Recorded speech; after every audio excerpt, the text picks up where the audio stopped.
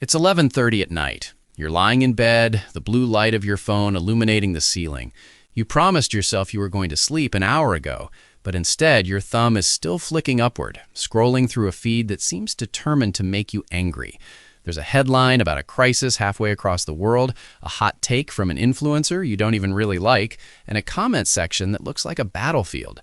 Your heart is racing a little, your jaw is clenched, and somewhere in the back of your mind, a quiet voice is asking, is any of this actually doing me any good? We often talk about diet and exercise, but we rarely talk about the informational diet we feed our brains every single day.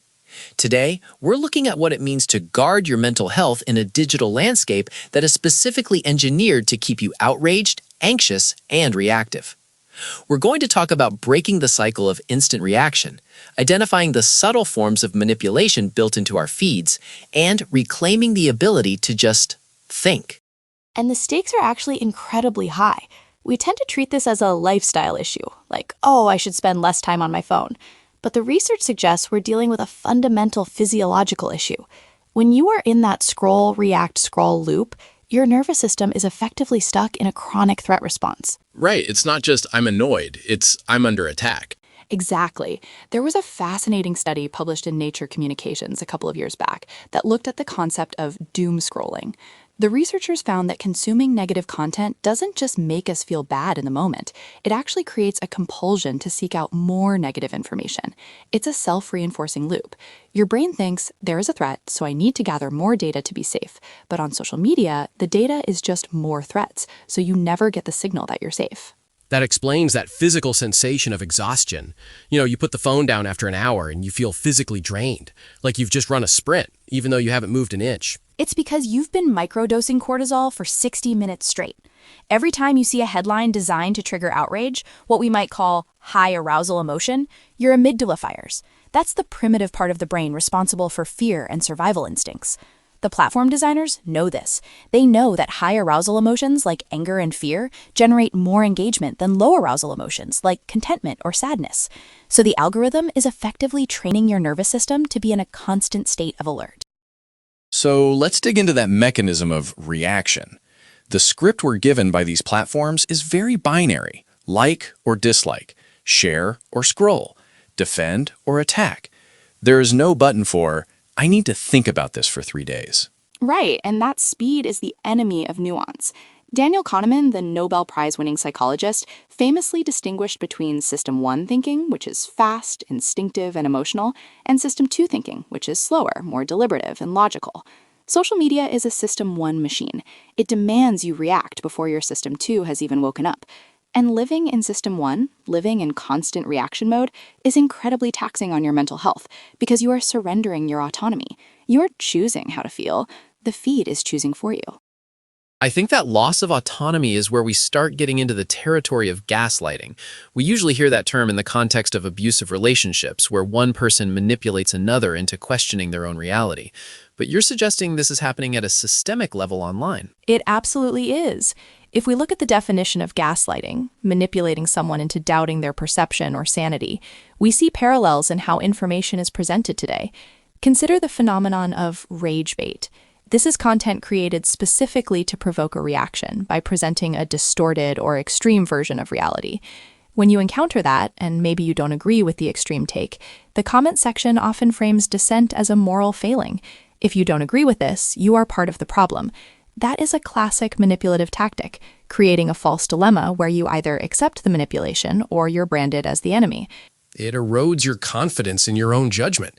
You start thinking, wait, am I the crazy one? Everyone else seems so sure about this. And that insecurity makes you more pliable. Precisely. And to protect your mental health, you have to recognize that this is a feature, not a bug. The Yale Center for Emotional Intelligence has done work on how emotions influence decision-making. They point out that when we are in a state of high emotional arousal, our ability to evaluate the source of information degrades. We become less skeptical. So the gaslighting works because the outrage bypasses our skepticism filters. So how do we turn the skepticism filters back on? If we want to move from this reactive state to an active state, what does that actually look like? Because it feels overwhelming to fact-check every single tweet. You don't have to fact-check everything. You just have to pause. The most powerful tool for mental health in the digital age is the cognitive pause. Before you engage, before you internalize that headline or type that comment, you ask a set of triage questions. First, is this claim supported by facts, or is it purely appealing to my emotions? Look at the adjectives. Are they descriptive, or are they emotive? Disastrous, humiliating, evil. Those are emotive words designed to trigger System 1. That's a great heuristic. If the headline is telling me how to feel, I should probably distrust it. Exactly. Second question, who benefits if I believe this? Is it a politician seeking votes, an influencer selling a course, a media outlet selling ad impressions? Understanding the incentive structure helps you detach emotionally. You realize, oh, I'm not being informed, I'm being marketed to. And the third and perhaps most liberating question, do I know enough to have an opinion on this? That is a radical question in 2026. I don't know. It feels almost illegal to say. It is radical, but it's essential for mental hygiene. There's a concept in psychology called intellectual humility, recognizing the limits of your own knowledge. Studies have shown that people with higher intellectual humility are less susceptible to misinformation and less polarized. Admitting, I don't know enough to react to this yet, isn't weakness. It's a defensive shield for your mind. It stops the outrage virus from taking hold. I want to pivot to the dependency aspect. We talked about the dopamine loop, but there's also the social comparison element. We're not just absorbing bad news, we're absorbing everyone else's perfect lives, or at least their curated ones. How does that play into this noise? It's the other side of the same coin. If news feeds amplify fear, lifestyle feeds amplify inadequacy. The Surgeon General actually issued an advisory recently about social media and youth mental health, explicitly linking heavy use to increased rates of depression and anxiety. But it affects adults too. When you are constantly bombarded with curated excellence, your internal baseline for normal shifts. Normal becomes unattainable. Right. And that creates a low-level hum of dissatisfaction. You might not even realize it's happening. You just close the app and feel less than. Stepping back isn't just about avoiding bad news. It's about recalibrating your sense of reality.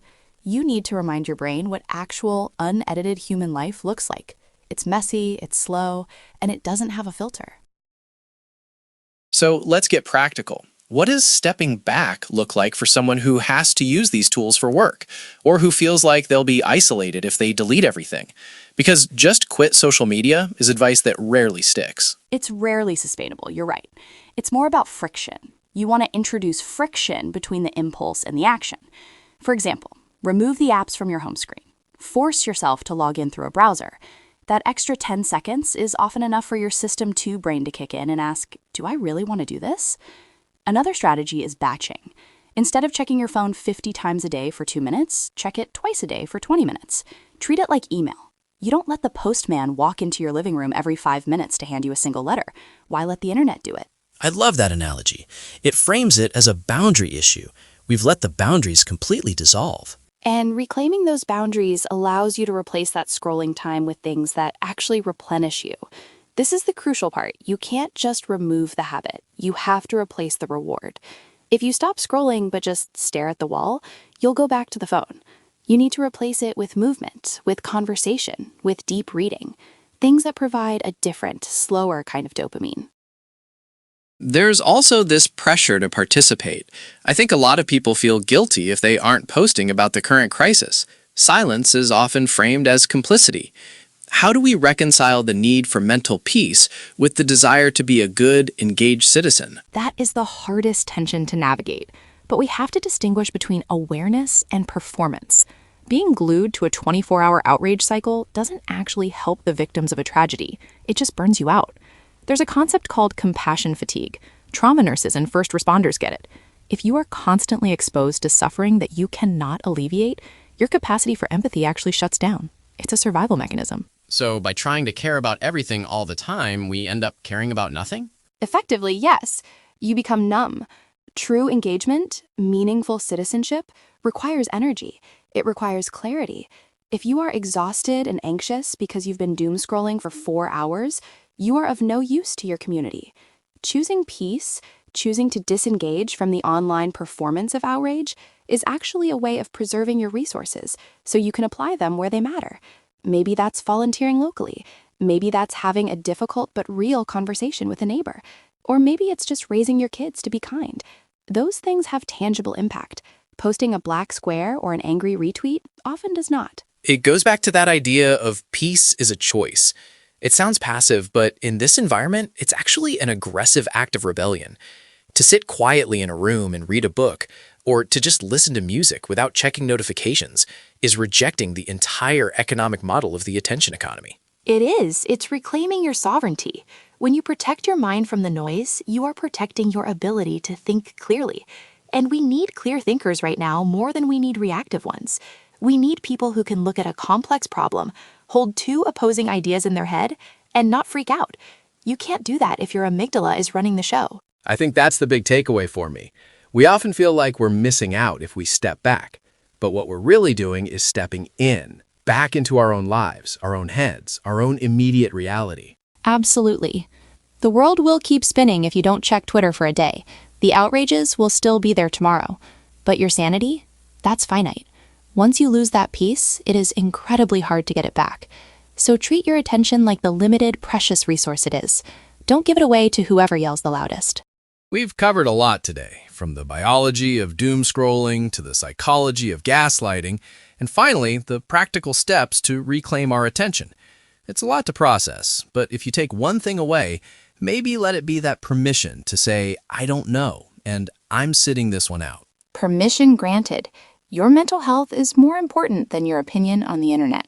Thanks for listening. If you know someone who is feeling burnt out by the noise, consider sending this episode their way.